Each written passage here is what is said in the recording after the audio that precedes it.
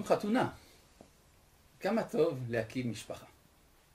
להקים משפחה זה כמובן כולל את הרצון להוסיף עוד ילדים בעולם, ללדת, להרות, ואחר כך לגדל את הילדים.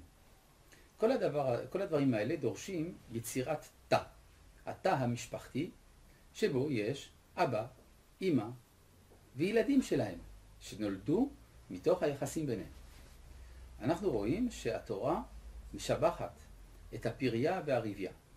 בראשית ההתהוות של האנושות התורה אומרת פרו ורבו ומילאו את הארץ וכבשוה. כך שכל האישות, כל היחס בין איש לאישה שיכול להיחשב בתרבויות אחרות כדבר שיש בו גנאי, דווקא נחשב בתורה כדבר שיש בו קדושה. עד כדי כך שהטקס שבו מתחברים האיש והאישה זה לזה נקרא בשפה התלמודית בשם קידושין, מלשון קדושה. יש מעלה, יש השראת שכינה. במקום שבו יש איש ויש אישה, שורה שכינה ביניהם. כשאין איש ואישה, אין השראת השכינה. כביכול ריבונו של עולם חפץ לשכון דווקא בתא המשפחתי של האדם, שהוא המשכת החיים הנצחיים דרך הזוגיות. השאלה היא כיצד ממסדים את הקשר הזה. מתי אשתו של אדם הופכת להיות אשתו, ואז הופכת להיות גם אסורה לזולתו. אומר רבנו הרמב"ם, גדול הפוסקים של היהדות, אומר כך: קודם מתן תורה היה אדם פוגש אישה בשוק. אם רצה הוא והיא לישא אותה, כלומר להתחתן איתה, מכניסה לביתו, ובו הלך בינו לבין עצמו, ותהיה לו לאישה. כיוון שניתנה תורה, נצטוו ישראל, שאם ירצה האיש לישא אישה, יקנה אותה תחילה בפני עדים, ואחר כך תהיה לו לאישה, שנאמר כי ייקח איש אישה, ובא אליה. כלומר, יש פעולה שאנחנו קוראים לה ליקוחין או קידושין, והיא זו שמתירה את מערכת היחסים בין איש לבין אשתו. מהי המשמעות של השינוי הזה? המשמעות הוא שאנחנו עוברים ממצב טבעי למצב של קדושה. כלומר, היהדות הכניסה בתוך התא המשפחתי ממד אלוהי, ממסדי, טקסי וחברתי כאחד. שמה תאמרו, אם כך, מה זה נוגע לבני נוח?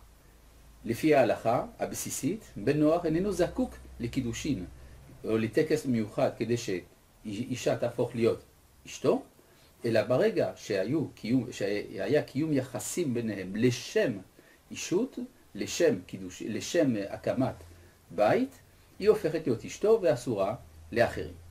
אלא שכאן התורה נתנה כמין דגם של הנחיה והשראה כיצד ראוי להתנהג גם אצל בני נוח. אנחנו רואים שכאשר אבינו יעקב הגיע מפדן ארם ונכנס אל ארץ ישראל, נסע עם כל בני ביתו אל העיר שכם. ונאמר שם, וייחן את פני העיר. אמרו רבותינו, מה הייתה החנייה הזאת של יעקב? אמרו זה מלשון חנינה. חנינה עשה לעיר.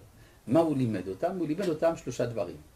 תיקן להם מטבע, תיקן להם שווקים, תיקן להם מרחצאות. והכוונה היא שהוא לימד אותם כיצד מתחתנים לפי תורת ישראל. מטבע לקידושין, כמו הטבעת שנותנים. והשווקים בשביל הכתובה צריכה להיות איזושהי התחייבות ממונית, משפטית, בין האיש לבין האישה, ומרחצאות בשביל הטבילה, כן? שהיחסים המיניים יהיו בנויים על יסוד של טהרה וקדושה, ולא כפעולה בהמית בלבד, טבעית בלבד. והמטרה הייתה אם כן לרומם את אנשי שכם מן הפשטות הטבעית אל מעלה של קדושה בחיי המשפחה. אנחנו יודעים מהסיפור המקראי שזה לא בדיוק הצליח אז, אבל כשאיפה זה אכן קיים. ולכן אנחנו בברית עולם וגם עוד מספר רבנים בעולם שעוסקים בהפצת תורת בני נוח, אנחנו אכן ממליצים לכל בני נוח לארגן לעצמם טקס מיוחד של נישואין של בני נוח, והדבר ראוי להיעשות במספר אופנים. ראשית כל, שקהילת בני נוח תנהל פנקס שבו יירשם מי מתחתן. מי הם המתחתנים, בני כמה הם, מקום מגוריהם, במה הם עוסקים, וכדומה, מספר פרטים על אותם האנשים. כמו כן גם ראוי מאוד להעמיד חופה. חופה מציינת את השראת השכינה בתוך הזוג. וגם שיינתן איזשהו חפץ, רצוי טבעת, כנהוג, כן, על ידי החתן לכלה, ויאמר לה, הרי את מקודשת לי, בטבעת זו, כדת בני נוח. כמו שאצל בני ישראל אומרים, כדת משה וישראל.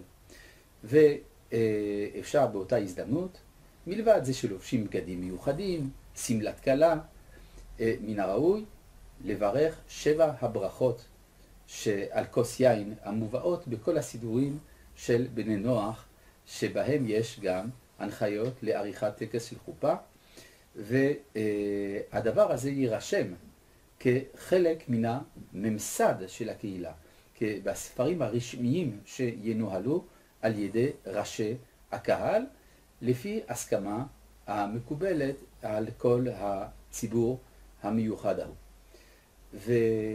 וצריך להבין שהקמת בתים היא הביטוי לאופטימיות, ביטוי לאהבת אלוהים, להבנה שעולמו של הקדוש ברוך הוא עולם שטוב לחיות בו, שטוב להקים בו משפחה. יש גם טקס, חלק מהטקס אצל היהודים הוא ששוברים כוס בחתונה. שבירת הכוס היא סימן לעצבות, לאבלות. אנחנו אבלים על החורבן, על חורבן בית המקדש. חורבן בית המקדש מעציב את כל העולם כולו, לא רק את היהודים. אומר התלמוד, אם היו אומות העולם יודעים מה הם הפסידו בזה שנחרב המקדש, שחסר מקום הכפרה של כל חטאי האנושות, אז היו מקיפים את בית המקדש בחיילים כדי שהוא לא יחרב, כדי שהיהודים יחריבו אותו במחלקותיהם. ולכן מן הראוי אולי להציע שגם בחופה של בני נוח תישבר כוס כאות השתתפות בצער על היעדרו של בית המקדש והציפייה להיבנותו במהרה בימינו.